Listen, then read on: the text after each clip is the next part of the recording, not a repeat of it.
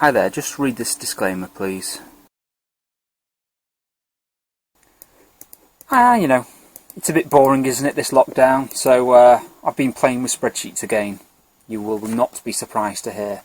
So if you recall the video I did about the kind of projection of your net worth as it goes up, as you're saving for retirement, and then it goes down in retirement, that video I did, I'll link it somewhere now.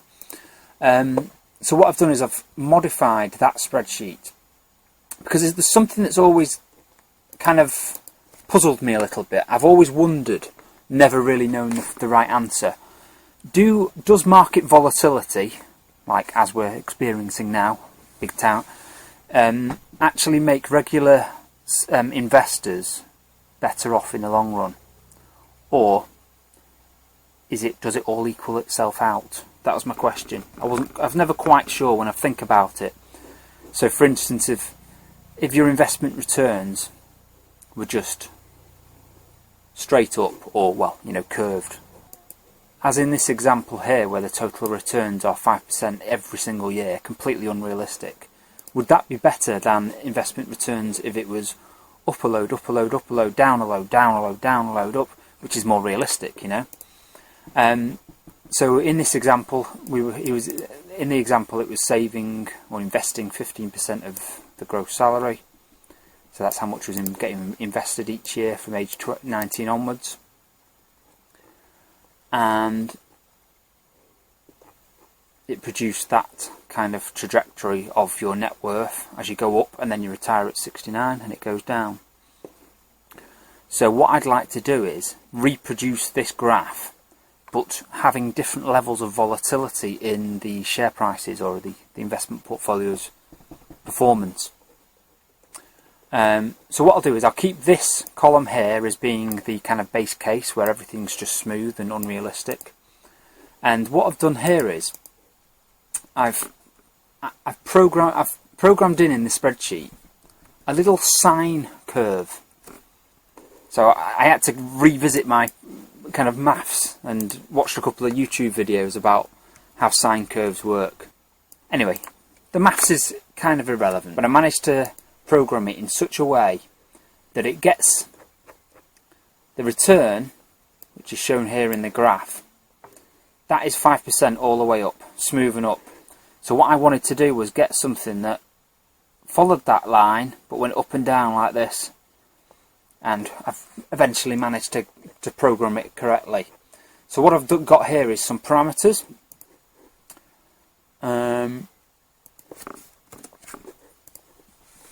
So there's 3 different scenarios here. At the moment they've all got the same inputs at the moment. That's why there's only one line on the graph. What I've got plotted here is the unit price. So this is let's pretend that your investment was just one fund, like an open-ended fund that's an accumulation unit, and this is the price of that accumulation kind of all-encompassing fund that you own. That's how the index moves. And as you can see, I've got it programmed so that it gives us a 5% return each year. Now, by modifying these parameters that I've got here, that isn't a parameter, that's just checking that my formulas worked correctly. So that is working out the total average, so the annual returns over each of the years. That's me setting the annual returns. So by putting 6% there, it changes all the numbers. And as you can see, that's why they've got 2 lines now, because that's 6 and that's 5 and that's 5. Well, keep it at 5, and then I've put in this parameter here, where I can add a volatility factor. The higher number you put in here, the bigger the volatility. So if we put in a value of 10%, it doesn't correspond to anything. You can see there that the returns hover around the smooth one, but like a sine curve is applied to it to make it more volatile. But the end place is exactly the same. So what I was unsure about was, if we change each of these numbers to be something a bit higher each time, so make this one 30, oops, or let's go 15, 30, 50. So as you can see, my my thought was, if you just regularly saving every month or every year in this case, I've not really gone down to every month, but the theory should be the same. My theory was, if the end result, i.e. the overall annual returns, all being 5% still, was the same, but the volatility differed, even this is unrealistic obviously, is your net worth going to be higher with the volatility or without it? Because you know, if you're buying on lower ebbs and you're buying on higher ebbs, does that all equal out and end up being the same? I was never quite sure. I was thinking it could. Maybe it increases your returns, because I don't know. I just never really thought through the maths properly. So if we now show the plot of the net worth over the time, we can see the results. And as you can see, the net effect is actually 0. Because as you can see, it systematically gets all 3 lines crossing over each other. Well, all 4 lines really. Mind you, that one looks like it might not. Oh, that's because they're eating into the profits. So on the way up, when you're investing, it always ends up getting your net worth back to being the same at a certain point. Whoops. But then obviously when you start eating away at the capital, they do kind of diverge a bit, but they don't diverge that much. Yeah, I don't know what I was expecting, to be honest. It was one of those things that kind of just confused me. I was never quite sure what the effect was of volatility, like overall.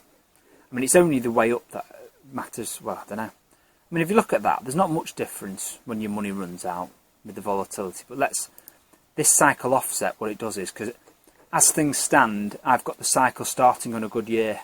So 23%, 14%. And even with the lower volatility, it's 14, 10, 5. And obviously it's 5, 5, 5, 5, 5 for the base case. But we can offset that a bit by go up 1 there now.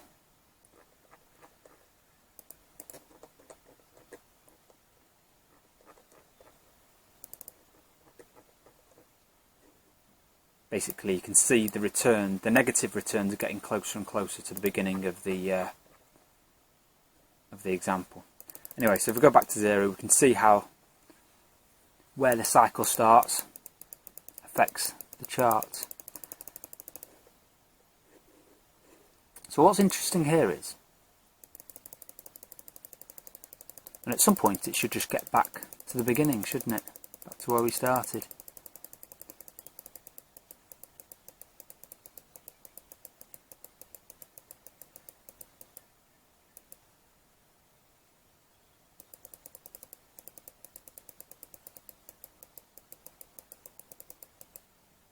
So there we've got the peak is right at the day you retire there. Well, roughly, you know, as close as we can get. But look at the it's still over 80, isn't it? So if we keep going, just look down there where the money runs out. It doesn't fluctuate that much, you know. It goes to early 80s, well, all the way up to 85. Well, just before 85. I'm sure there's a better way of doing it than clicking like that. There we go, use the trackpad so there's no noise.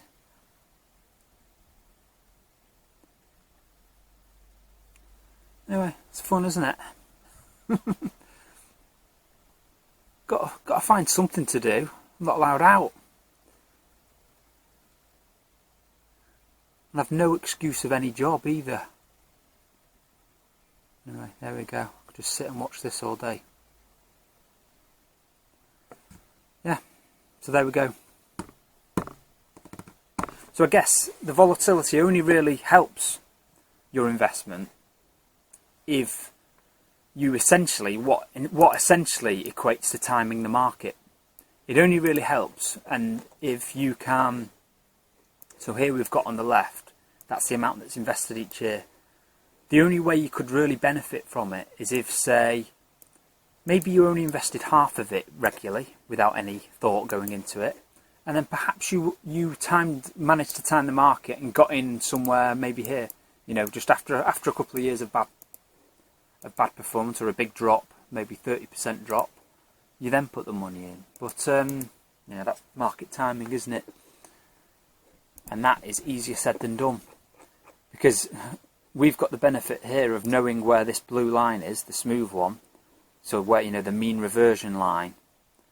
So after a good time, it goes back to the blue line. But in reality, you don't know where that blue line is, do you? So it's hard, yeah. So, yeah, I was kind of hoping that volatility would help returns, because then it would kind of give people